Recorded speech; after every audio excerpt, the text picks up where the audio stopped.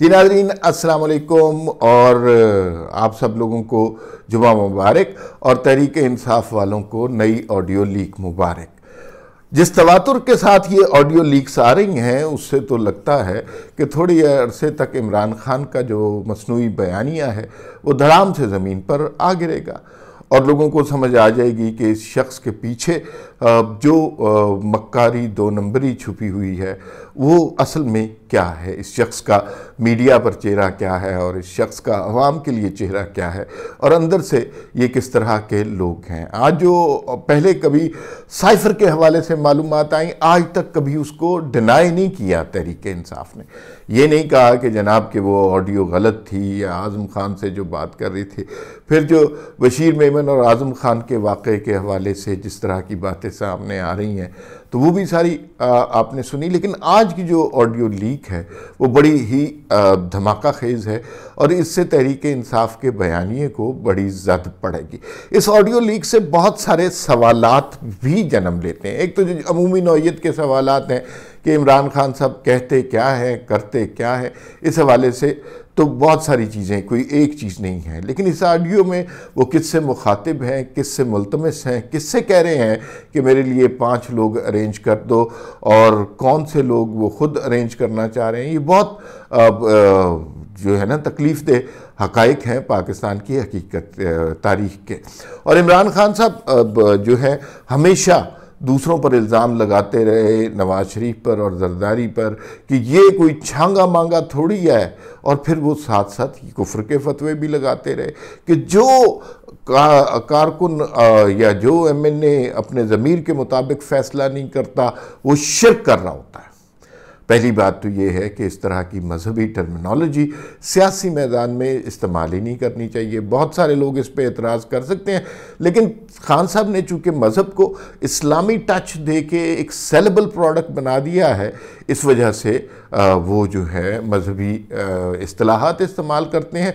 मकसद सियासी होता है सारे का सारा उनका। अच्छा, अब जो नई ऑडियो लीक आई है उसमें ज़रा सुने तो खान साहब कह रहे हैं कि भाई एक ये लगता है कोई ऐसी तारीख़ तो नहीं है इसके अंदर कि इस तारीख़ से इस तारीख़ तक की ऑडियो है, लेकिन लगता ये है कि तहरीक अदम एतमाद से 48 आवर्स पहले की ये रिकॉर्डिंग है। और इसमें खान साहब को पता चल रहा है कि वो नंबर गेम अब उनकी पूरी नहीं है। और ये वही वक्त था, अगर आप रिकॉल करें, कि जब लोग इमरान खान साहब का साथ छोड़ गए थे। इत्तेहादी किसी को फ़ोन नहीं आया था, लेकिन इत्तेहादियों को मौका दिया गया कि अगर आपके ऊपर प्रेशर ना हो तो आप क्या फ़ैसला करेंगे।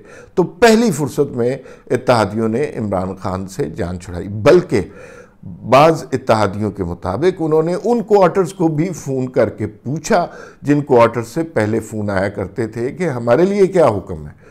तो उधर से कहा जी कि हम आपके लिए कोई हुक्म नहीं है, आपका जो दिल करता है वो करें, हम अब न्यूट्रल हैं। तो फिर उन्होंने न्यूट्रल होने का एडवांटेज लिया। वो ख्वाहिश जो उनके दिल में दबी हुई थी वो उन्होंने उसको पाए तकमील तक पहुंचाया। खान साहब के ख़िलाफ़ तहरीक अदम एतमाद मंजूर हो गई। उस ज़माने में जो डिस्कशन थी वो ये नंबर गेम्स के हवाले से थी। इसी वजह से यही शक पड़ता है कि ये उसी ज़माने की ऑडियो है। एक तो खान साहब ने इस ऑडियो में ख़ुद फरमाया कि ये 48 घंटे बहुत अहम है, 48 घंटों में बहुत कुछ हो सकता है। तो आपको याद होगा कि पूरी कौम को जिस तशन्नुज के आलम में, जिस हज़यान के आलम में खान साहब ने रखा था, उसमें असल में पीछे कार्रवाई क्या हो रही थी। ये बंदे ख़रीद रहे थे। वो जिस काम को दूसरों के लिए शिर्क कहते हैं वही काम खुद ये कर रहे थे। और 5 बंदे अरेंज हो गए थे, 5 अरेंज अभी करने थे और उसके लिए खान साहब किसी से दरख्वास्त कर रहे थे कि भाई 5 ये उसने अरेंज कर दिए हैं। अच्छा, लफ्ज़ जो इस्तेमाल किया उसने अरेंज कर दिए हैं, उस बंदे ने उससे कहें 5 और कर दें। तो खान साहब जब कहते हैं कि भेड़ बकरियों की तरह जो लोग ख़रीदे जाते हैं और इनके ज़मीर नहीं होते और इनके बच्चों से कोई शादियाँ नहीं करेगा, इनको लोग पत्थर मारेंगे, तो खान साहब तो खुद ये काम कर रहे थे। और जो लोग इमरान खान साहब के साथ मिले थे, क्या अब उनके बच्चों से किसी को शादी करनी चाहिए? क्या उनको सड़कों पर पत्थर मारने चाहिए? या नहीं मारना चाहिए, इसका फैसला खान साहब खुद ही कर सकते हैं। अच्छा, खान साहब किसी से कह रहे हैं कि जो है मैं जो है 5 बंदे तो मैं ख़रीद रहा हूँ, 5 उससे कह दें और अरेंज कर लें। अच्छा, 5 बंदे मज़ीद अरेंज करने का किसको कह रहे हैं? इस हवाले से मुख्तलिफ लोगों के जहनों में मुख्तलिफ शकूक हैं। एक तो कुछ लोगों का ख्याल है कि ये चेयरमैन सेनेट सादिक संजरानी से मुल्तमस है, क्योंकि इसी तरह के हवाले की बात के हवाले से एक डॉन टीवी पर प्रोग्राम हुआ था कुछ अर्सा पहले, और उन्होंने इस तरह का जिक्र किया था जिससे शायबा ये पड़ता है कि ये शायद सादिक संजरानी चेयरमैन सेनेट से दरख्वास्त कर रहे हों कि बंदे ख़रीद लें, और मतलब जैसे आलू ख़रीद रहे होते हैं ना, और उस तरह की चीज़ें कर रहे हैं।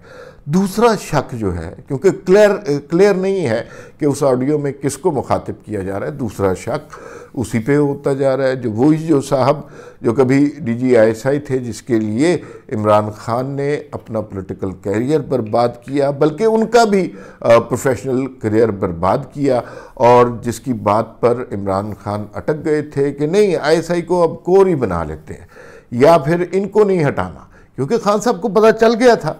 और वो ये खान साहब अपने करीबी हलकों में एक दफ़ा नहीं 100 दफ़ा बात कर चुके हैं कि उन्हें पता चल गया था, और वो साजिश का इल्ज़ाम किसे देते हैं? वो नवाज शरीफ और जरदारी तो पब्लिक कंजम्पशन के लिए है ना, उन्हें तो गाली खान साहब एहतियातन नहीं दे देते हैं।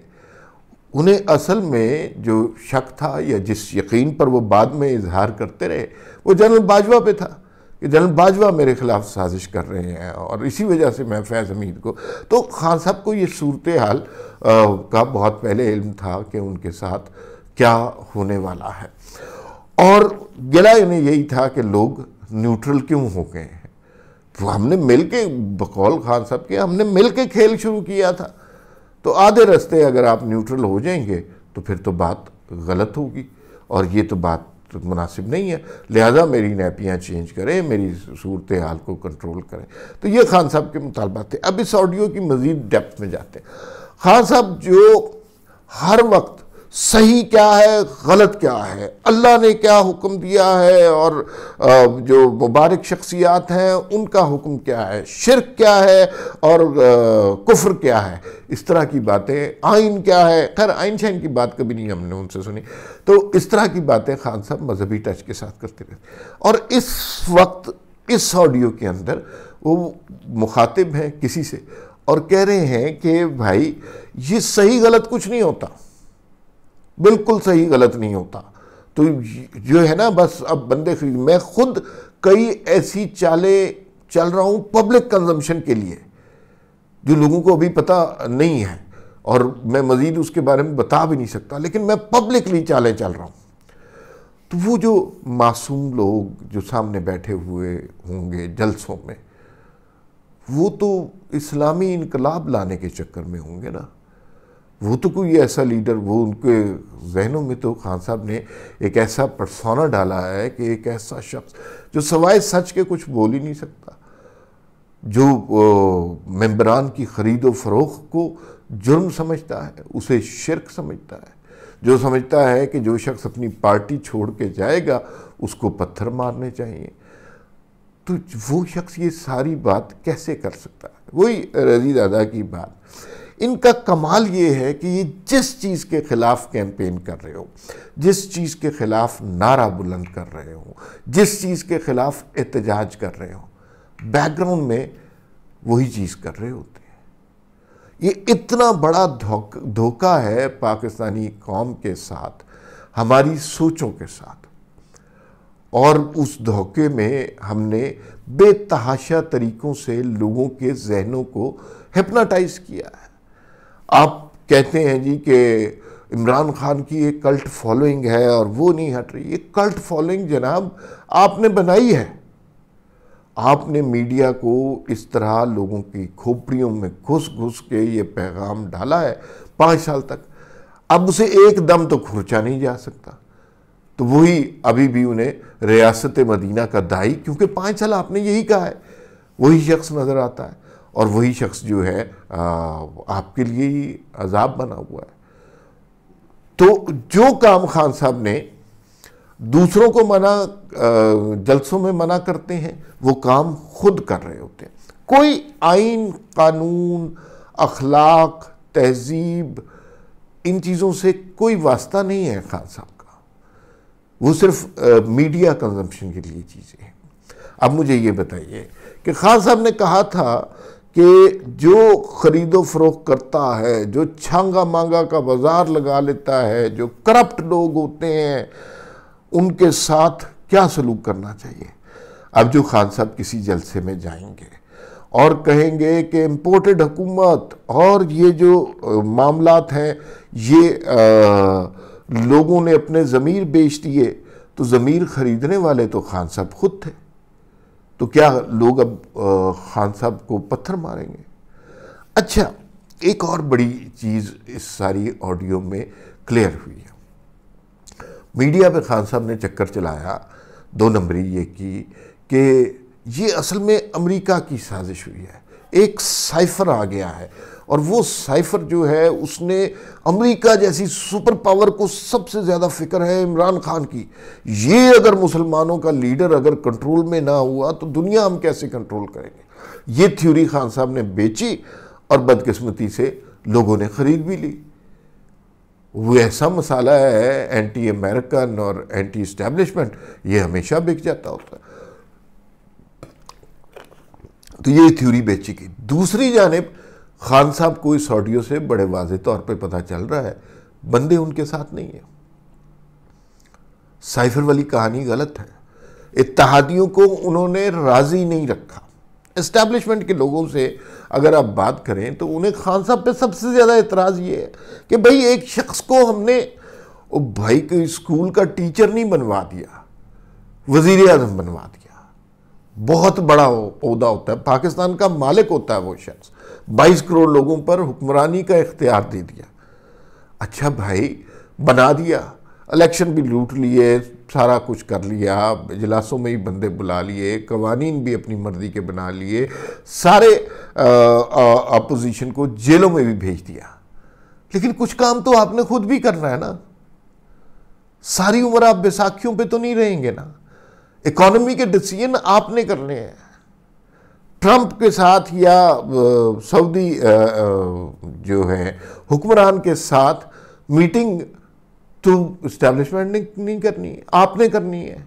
आप चेहरा हैं, ठीक है, हमारे यहाँ सियासत या जमहूरियत ऐसी रही है, वज़ीर आज़म बस चेहरा ही रह जाता है।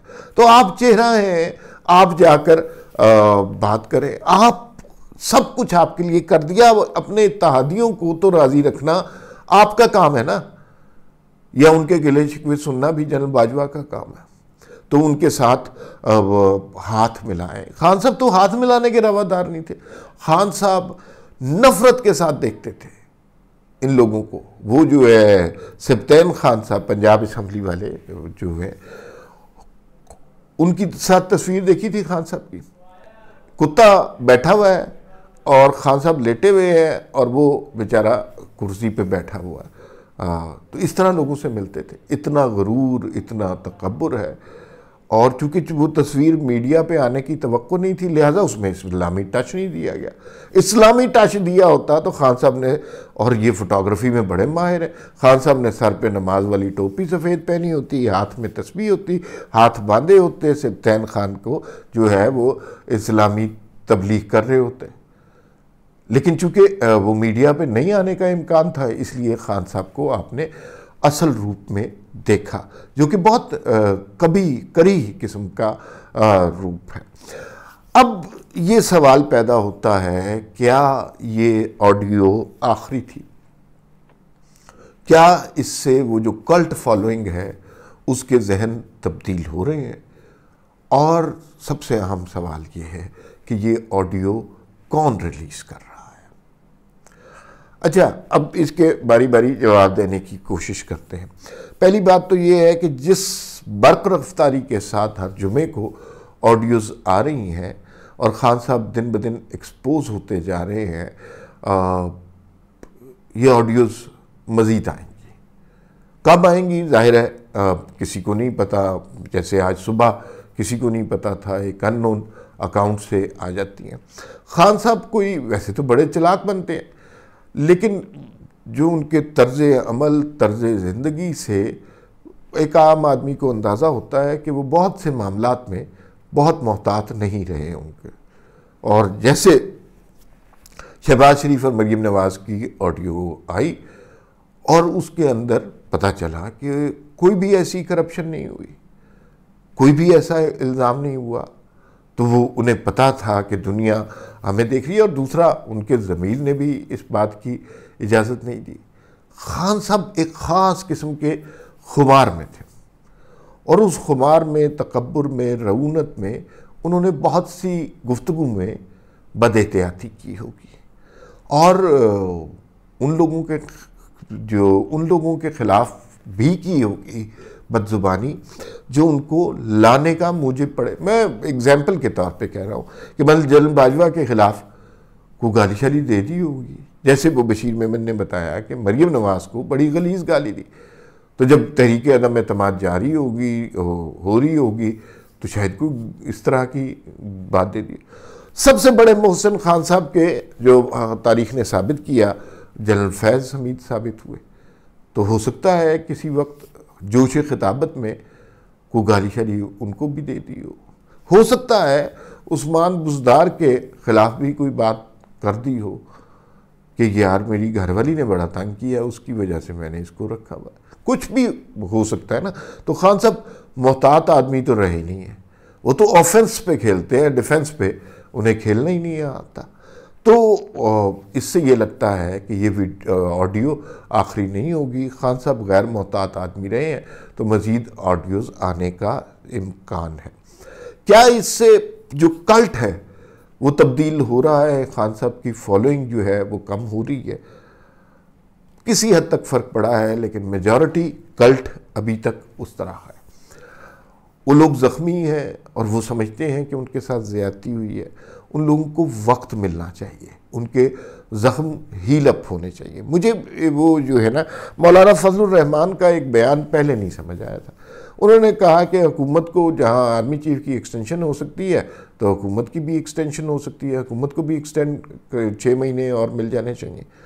बात मुझे समझ नहीं आई, लेकिन आहिस्ता आहिस्ता क्लियर हो रहा है कि थोड़ा सा टाइम गेन करना चाहिए, थोड़ा सा टाइम हासिल करना चाहिए, ताकि लोगों, जिस तरह लोग आज़ुर्दा हैं और एक बड़ी तादाद इमरान खान साहब के साथ है, उसकी वजूहात हम बहुत दफ़ा बता चुके हैं, लेकिन बहरहाल एक बड़ी तादाद इमरान खान साहब के साथ है, तो वो जो सूरत हाल है उसमें बहुत मेजॉरिटी में तब्दीली नहीं हो रही। वीडियो रिलीज़ कौन कर रहा है, ये तीसरा सवाल है। ये पाकिस्तान की तारीख़ में ना पहले पता चला है, ना अब पता चलेगा। आप जितनी मर्ज़ी तहकीकात करा लें, जिन्होंने रिकॉर्ड की है वही इसको और इसके निशानात को छुपाने में माहिर होते हैं।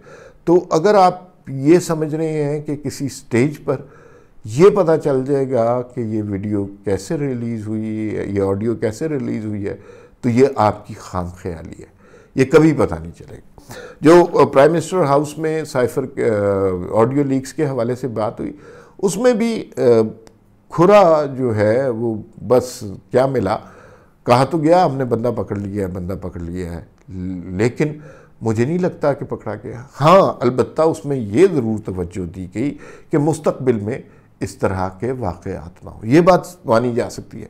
लेकिन ये ऑडियोज़ कहाँ से आ रही हैं इसका कभी नहीं पता चलना। आप मेरी तरह पाकिस्तान तारीख़ के सियासत के तालिब इल्म हैं तो आपको पता होना चाहिए, इसका सिरा नहीं मिलना। हमने जो मर्ज़ी चीखें मारते रहे। अब मज़ीद ऑडियोज़ क्या आ सकती हैं ये तो अल्लाह बेहतर जानता है, लेकिन किसी न किसी स्टेज पर खान साहब के बयानिए को ज़द ज़रूर पड़ रही है, इसलिए कि ये वही कैफियत है जब आदमी को हिप्नोटाइज़ किया होता है तो उसकी आंखें खुलती हैं, तो आहिस्ता आहिस्ता उसको जागने में या मुकम्मल तौर पर फ़ाल होने में वक्त लगता है। और ये मुझे नहीं लगता है कि हम उसी स्टेज से गुज़र रहे हैं, लेकिन वो वक्त दूर नहीं है जब कौम खान साहब के हवाले से बेदार हो जाएगी। फिर मुलाकात होगी। अल्लाह हाफ़िज़।